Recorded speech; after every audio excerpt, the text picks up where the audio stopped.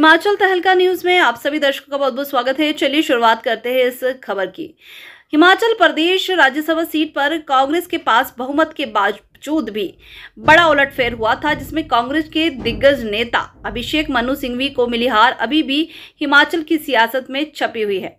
अभिषेक मनु सिंघवी आज विशेष रूप से हिमाचल प्रदेश उच्च न्यायालय पहुंचे और राज्यसभा वोटिंग में बराबरी के बाद पर्ची सिस्टम से निकाले गए परिणामों को अभिषेक मनु सिंघवी ने हिमाचल हाईकोर्ट में चुनौती दी है। अभिषेक मनु सिंघवी का कहना है कि जब दोनों ही उम्मीदवारों को 34 वोट प्राप्त हुए और बाद में जब पर्ची से नाम निकाले गए, लेकिन इस पर्ची सिस्टम में जिस तरह से उम्मीदवार को जीत मिली वह गलत है।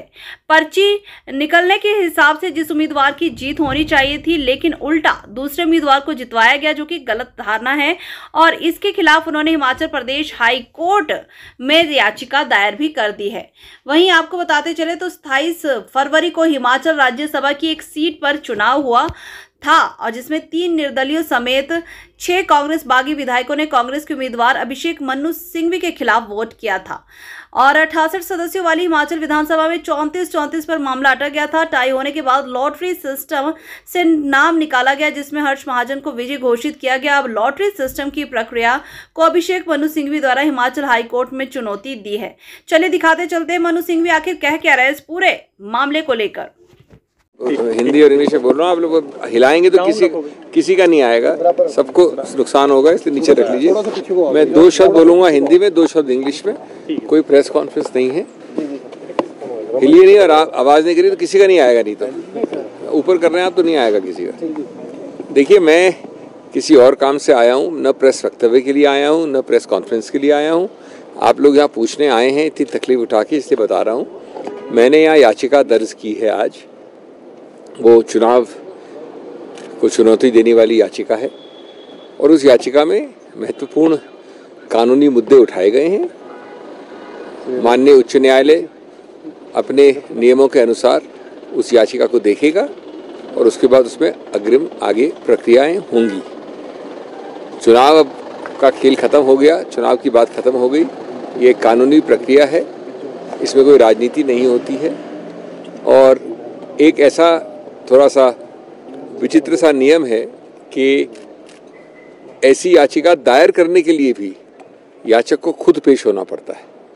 आमतौर पे दायर करने के लिए खुद पेश होना आवश्यकता नहीं होती है, लेकिन चूंकि नियम ऐसा है इसलिए मैं आया हूँ, नहीं तो मैं आने का कोई शायद आवश्यकता भी नहीं होती इस वक्त। बाकी क्या होगा वो बात की बात है, जब ये माननीय उच्च न्यायालय इसको देखेगा और इस पर एक्शन लेगा। सर, किस तरह की आई हैव याचिका का जो मूल स्रोत है, जो मूल उसमें ग्राउंड लिया गया है, वो संक्षेप में सिर्फ इतना है कि ये धारणा, ये प्रचलन या ये इंटरप्रिटेशन किसी नियम का, जिसके अंतर्गत जिसका नाम अगर टाई में, अगर बराबरी में जिसका नाम निकले वो हार जाए, ये धारणा, ये प्रचलन, ये इंटरप्रिटेशन कानूनी रूप से गलत है। ये आमतौर पे संस्कृति में, सोच में, कॉमन सेंस में जिसका नाम निकलता है, जब 2 ही लोग होते हैं और दोनों में बराबरी होती है, तो जिसका नाम निकलता है उसको जीतना चाहिए। ये जो नियम का इंटरप्रिटेशन दिया गया है किसी के भी द्वारा, वो गलत है और इसलिए अगर ये इंटरप्रिटेशन गलत है तो जो परिणाम घोषित हुआ वो भी गलत होगा। ये भी मानना है कि जो एक्ट है, जो कानून है, उसमें ऐसा कोई नियम नहीं है। जो रूल है उसके नीचे, उसमें भी ऐसा कोई नियम नहीं है, लेकिन नियम का एक धारणा या एक इंटरप्रिटेशन दिया गया है, उसको चुनौती दी गई है। I have not come here for a press conference, I have not come here for dealing with the press.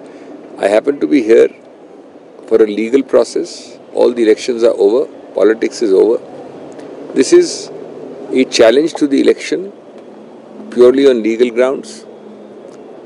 One of the main legal grounds is that there is nothing in law, neither in the act nor in the rules, which compels an interpretation, which requires that the person whose name is drawn up in a draw of lots is the loser.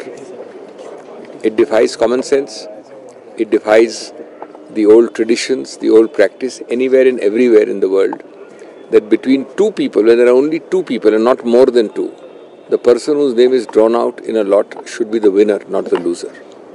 If our contentions are accepted ultimately by the Honorable High Court, then the result declared would have to be declared to be wrong. There is a strange procedure for election petitions which requires the petitioner to be present himself to file it. That is why you find me here today. That's about the long and short of it. I am here only for a few hours, and having filed it, I shall be going back to Delhi, and then the legal process will take over. Our lawyers will deal with it in the court. Thank you.